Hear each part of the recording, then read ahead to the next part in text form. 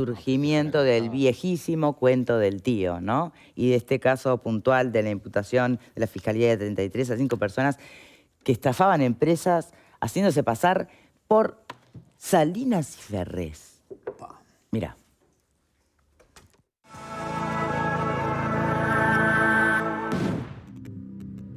La Fiscalía de 33, a cargo de Virginia Sigona, desbarató una organización que estafó en cerca de $1 millón a 3 compañías, haciéndose pasar por el subsecretario de Presidencia, Rodrigo Ferrés, y el ministro de Salud Pública, Daniel Salinas. Los delincuentes llamaron desde la cárcel de Florida a las compañías pidiendo donaciones. Una persona que se presentó como Rodrigo Ferrés pidió a una empresa de bebidas la donación de 300 fundas de refresco para entregar a una ONG. En otra estafa, uno de los ahora imputados dijo que era Daniel Salinas y solicitó a una marca de yerba mate y a otra de jabones mercadería para donar a trabajadores de Casa de Galicia que se quedarían sin trabajo. Los empresarios accedieron e hicieron entrega de la mercadería a un flete que era pago por los estafadores. La investigación de la fiscal Sigona derivó en la imputación de 5 personas, 3 de las cuales ya fueron condenadas. Uno cumplirá 2 años y 2 meses de prisión. Se trata del delincuente que hacía desde la cárcel las llamadas haciéndose pasar por los jerarcas de gobierno. Un segundo cumplirá 20 meses de prisión, al tiempo que una tercera cumplirá 10 meses de libertad a prueba con arresto nocturno. Otros 2 fueron imputados y se les fijó como medida cautelar la prohibición de salir del país. La Fiscalía investiga si hay más personas involucradas en la maniobra e intenta determinar cuál sería el destino final de la mercadería que obtenían mediante la estafa.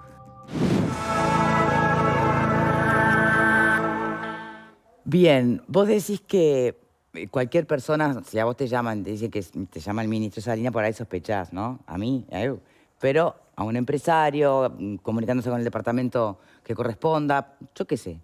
Lo mismo que te llame el subsecretario, ¿no? En fin, y se trata de empresas que cayeron en esta estafa. Imagínate cuando el plan es víctimas individuales, ¿no? Personas como vos, yo, cualquiera. Y de hecho, están habiendo casos bastante impactantes de estafas por todos los medios, ¿no? Sobre todo en el caso de personas mayores, ¿no? Y que viven solos. Pero tenemos en este momento, para analizar un poquito cómo se resuelven estos casos, cómo se procede, al director de comunicación de Fiscalía, Javier Benech, vía Zoom. ¿Cómo le va, Benech? Muchas gracias por estar con nosotros. ¿Qué tal? ¿Cómo están? Un gusto participar del programa y les agradecemos la posibilidad, en definitiva, de alertar a la población sobre este tipo de estafas que realmente, por lo que me comentan los fiscales, estamos viendo cada vez con más frecuencia. Bien. Igual, esto va más allá del cuento del tío, ¿no? ¿Esto supone organización? Sí. Era una organización delictiva. Realmente eran personas muy hábiles porque se hacían pasar por altas autoridades del país, sí. Contactaban a empresarios que están habituados, digamos, al contacto con figuras políticas.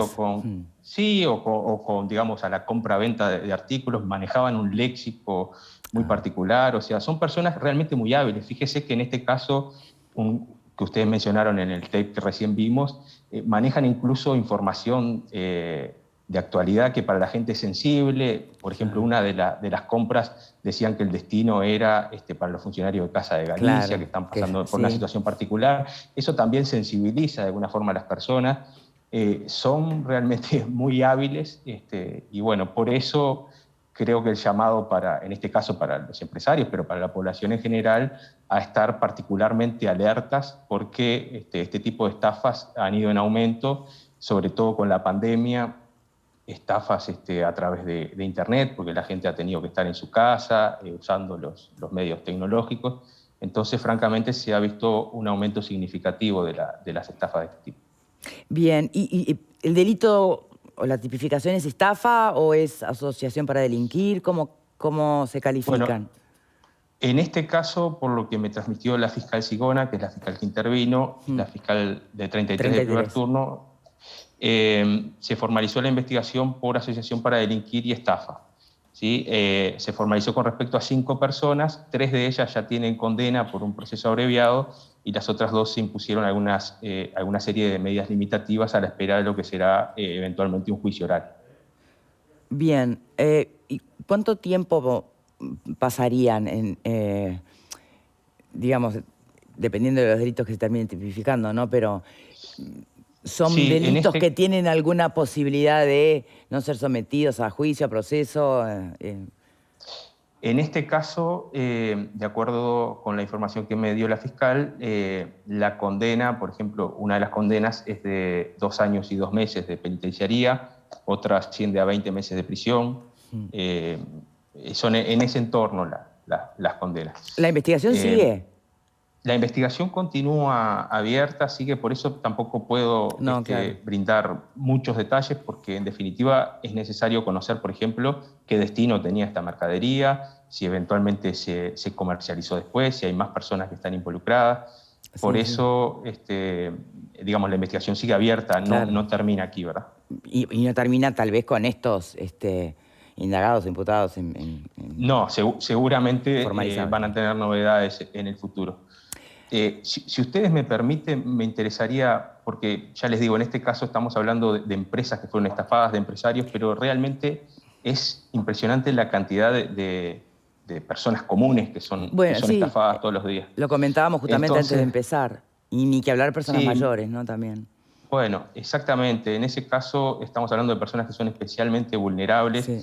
Yo les comento algunos casos que me han transmitido los fiscales en los últimos días, pero para que tengan en cuenta de la magnitud de este problema. Está bien porque es una forma también de despertarnos y tenernos alertas. Lo escuchamos.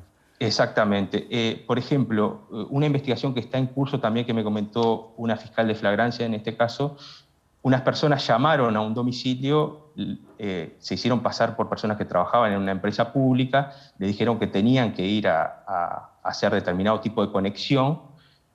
La persona obviamente no sospechó. Una vez que se presentaron en el domicilio, le las dejó entrar y allí la golpearon, le terminaron robando bueno, todos los bienes.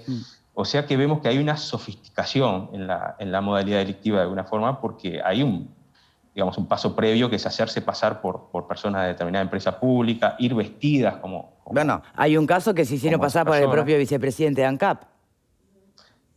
Bueno, por eso les digo, Sí. allí hay que estar particularmente alerta y, bueno, eventualmente llamar a la empresa de la que se trata para ver si efectivamente enviaron un servicio Sí, en realidad lo del al cobrador domicilio. de luz o de lo que sea es viejo, ¿no? Sí, es viejo, pero vemos que está asumiendo modalidades nuevas.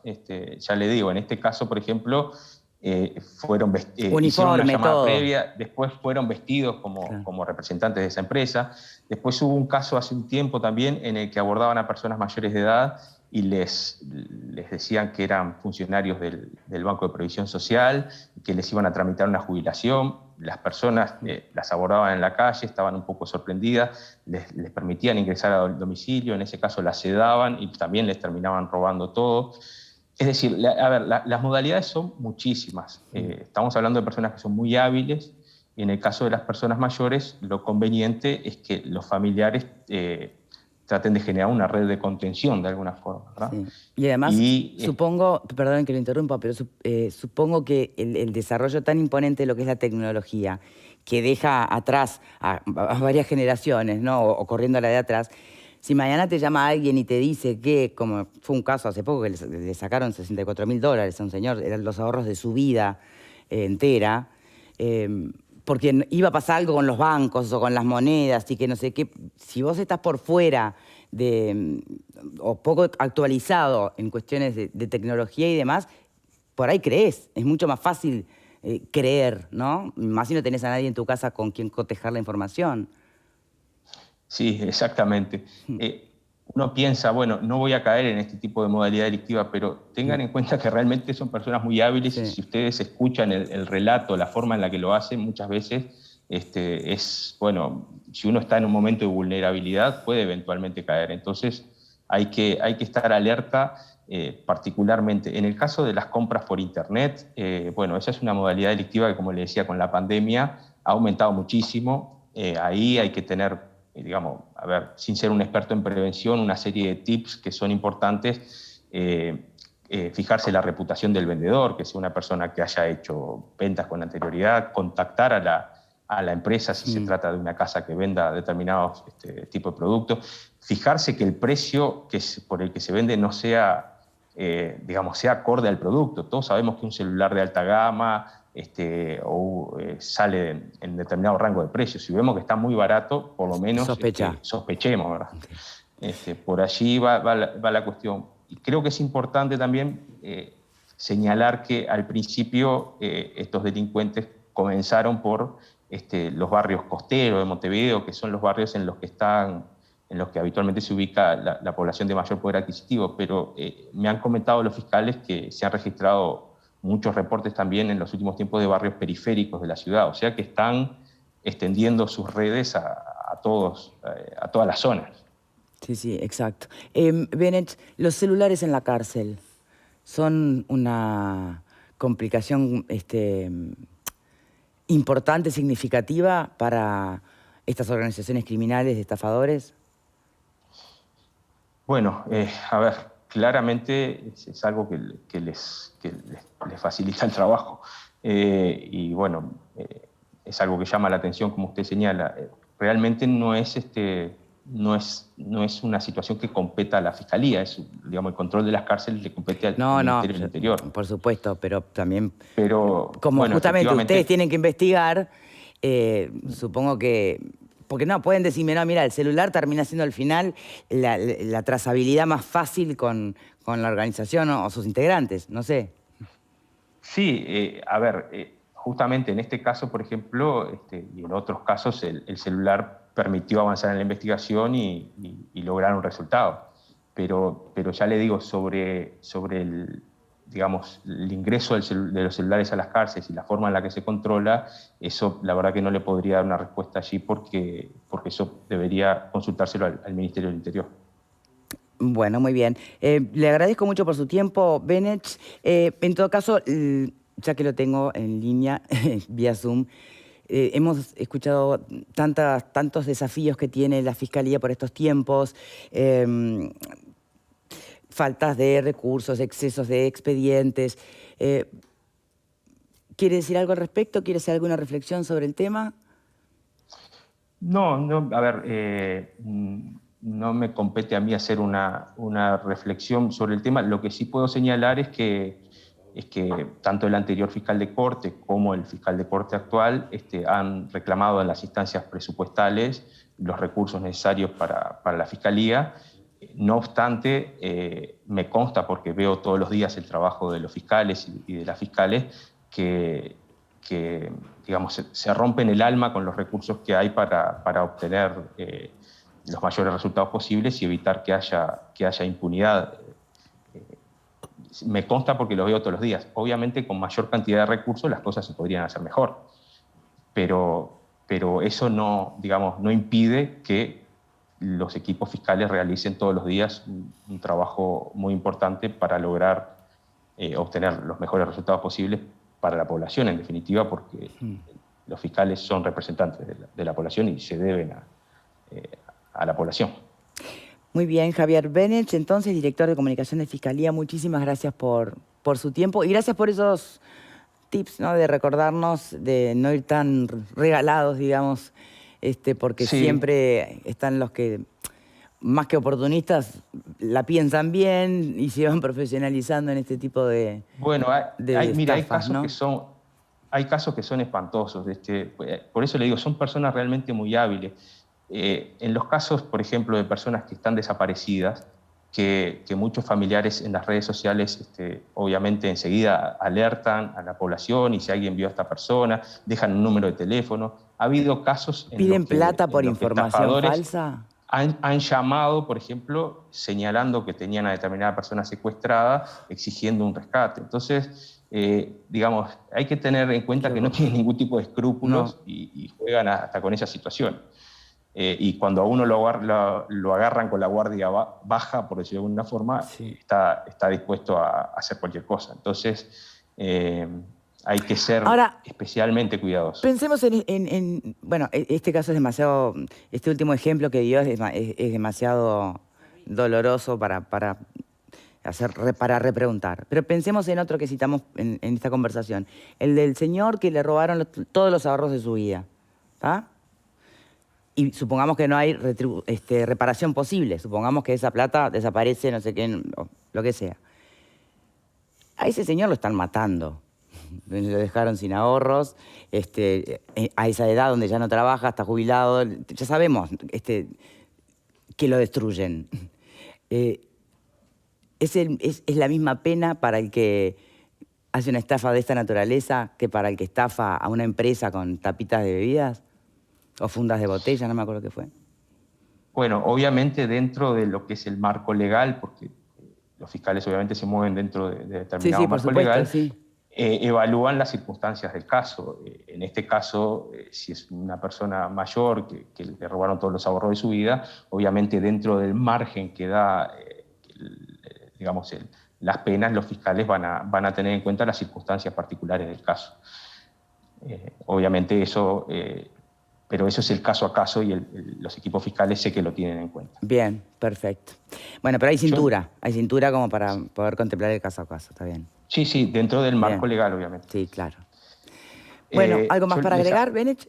Sí, les agradezco particularmente la posibilidad de la participación nuestra en el programa porque bueno, ustedes llegan a mucha gente y como decíamos, creo que es importante alertar a la población de que tenga cuidado y que seamos solidarios, digamos, en el entorno a las familias, en el entorno de las familias, y podamos proteger a veces a los miembros más vulnerables, que en muchos casos de estas estafas son las personas de la tercera edad. Si me permite, antes de despedirme, le señalo que la Unidad de Víctimas de Fiscalía trabaja con muchos de estos casos, con las víctimas, porque como usted bien dijo recién, termina generando un daño en la persona y en su entorno, un daño emocional, más allá del económico, que es evidente, pero un daño emocional muy importante, porque la persona se siente absolutamente, no sé cuál sería el término exacto, pero desvanecida o se siente vulnerada y genera una situación muy fea, incluso de confianza con el entorno y con el resto de los seres humanos. Así que hay mucho trabajo para hacer allí, además del trabajo de la investigación propiamente dicha. De la investigación penal para poder mitigar esa situación. Benech, muchas gracias. A ustedes nuevamente, saludos. Hacemos una pausa y conversamos con los panelistas a la vuelta, ¿sí? Ya venimos.